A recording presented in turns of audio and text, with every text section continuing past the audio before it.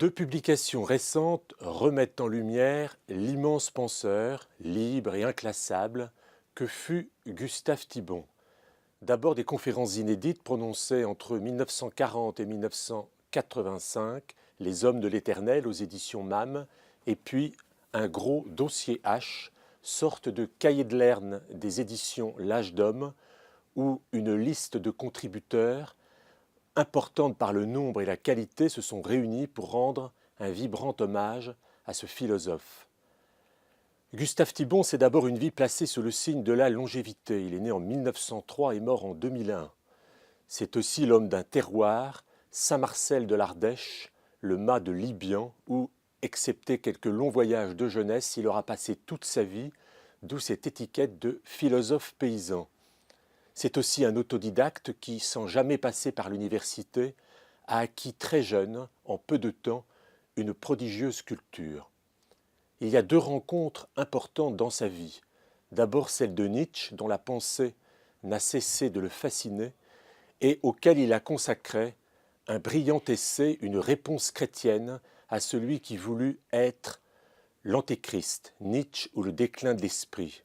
Et puis, durant l'été 1941, Gustave Thibon embauche une jeune ouvrière agricole. C'est la philosophe Simone Weil qui lui laissera des carnets dont il publiera en 1947 des extraits sous le titre bien connu de La pesanteur et la grâce.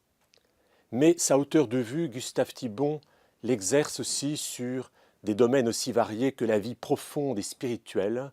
Il y a ce magnifique essai sur l'amour humain, sur le péché, vu comme métaphysique de la séparation, ce que Dieu a uni, un livre qu'on pourrait absolument offrir à tous les fiancés. Et puis, très prémonitoire, le volume Diagnostic, dans lequel il se demande si l'homme investi de tous les pouvoirs sur lui-même et sur la nature sera le vainqueur ou la victime de ses conquêtes. Enfin, autre exercice dans lequel il excelle, les aphorismes, où sa grande liberté d'esprit fait merveille. Il y a en particulier le volume L'échelle de Jacob. Alors, beaucoup de livres sont épuisés. C'est peut-être un signe qu'on a un peu oublié ce penseur et que souvent on le réduit à une caricature, on sous-estime la force de ce message. Alors, si vous le redécouvrez ou si vous le découvrez pour une première fois, vous serez saisi par la puissance, l'originalité et l'indépendance de Gustave Thibon.